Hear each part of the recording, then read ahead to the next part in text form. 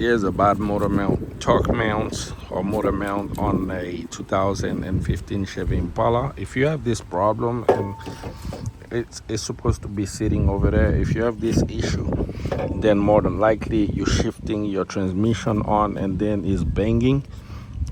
Your transmission may not need to be replaced. It may be due to this problem.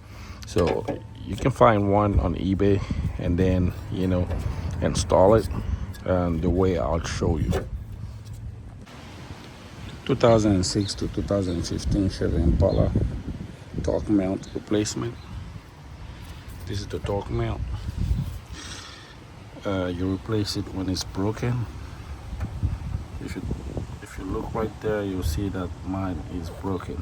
Okay. This should be a very simple job. This is a new torque mount I received from eBay, and this is the part number right here.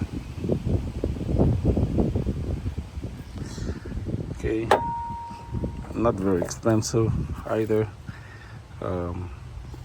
Basically we're gonna remove the whole assembly.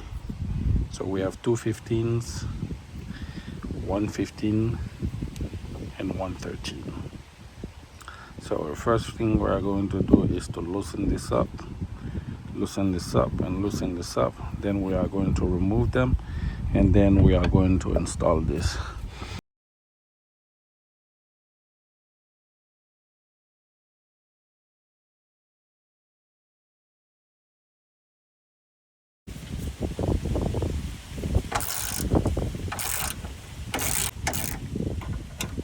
Just need to loosen it up, and the gun should do the rest. But I moved this one earlier and I heard a noise. Now I need to loosen this 13.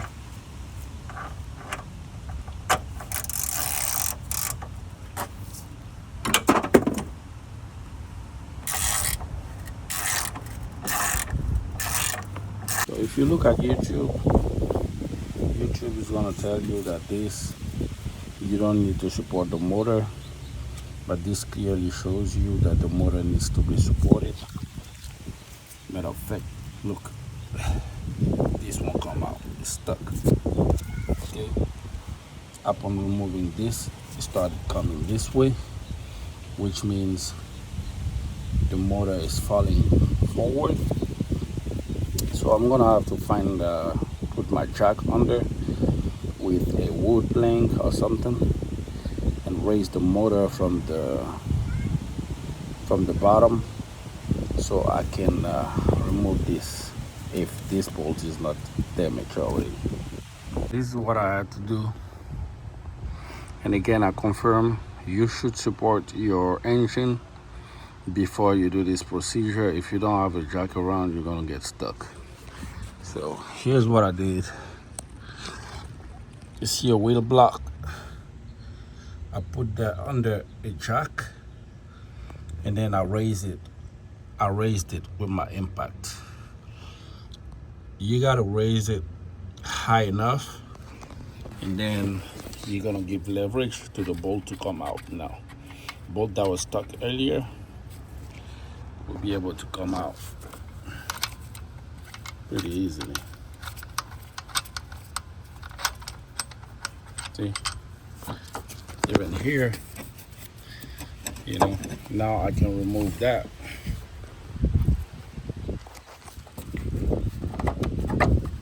Because another guy did this procedure and said you don't have to remove the mount. But you see, it's messed up. So I'm gonna get the new one and then install it.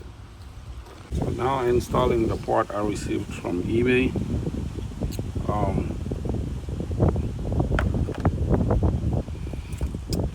The part I received from eBay has this bolt on the other side. I don't think that matters a lot.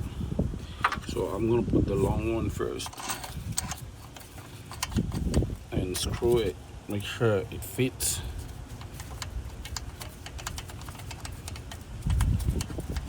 Okay, it by hand.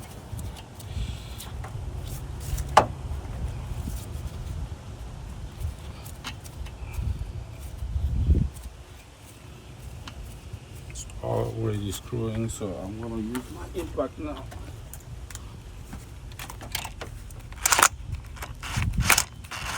Slowly, all the way there. Now notice how this one is not fitting. You may be able to put a little strength on the motor to adjust this. You can see. So I'm gonna try to do this with both hands and see if this one is actually the right part. I should be able to fit those 3 bolts in. So rather than using your hand, it could be tedious. You have more play if you use your hand in this area than if you push it here.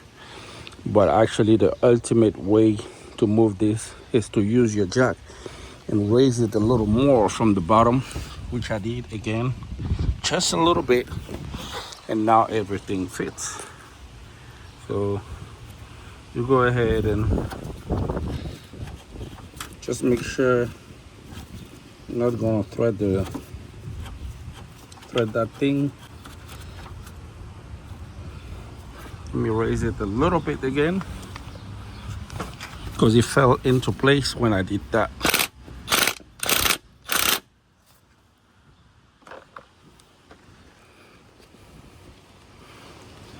Right here. It would help if you have some oil or grease to put on the bolt, and then it will slide in, you know, easier. I think that's actually what I'm going to do. Get some WD-40 or some type of oil, and then use that to, you know, to be able to do that. So upon finding the right one, I use that lube, which is lock lube, but you just need lube. And upon finding the right point, you see that it is threading at the bottom over there.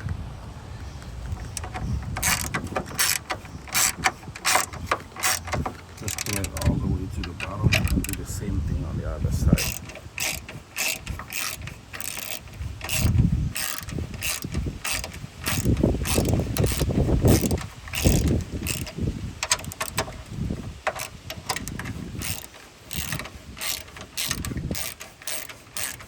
It's going super easy now. Now make everything tight.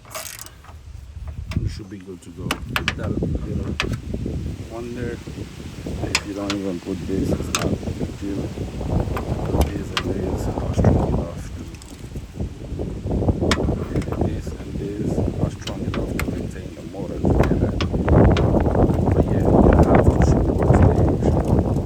There's another video out there which is clear, but the guy was really neglectful about this, and he said you don't have to support the motor. I don't know why he never came back and said, hey guys, you have to support the motor. But anyway, that's what you need to know.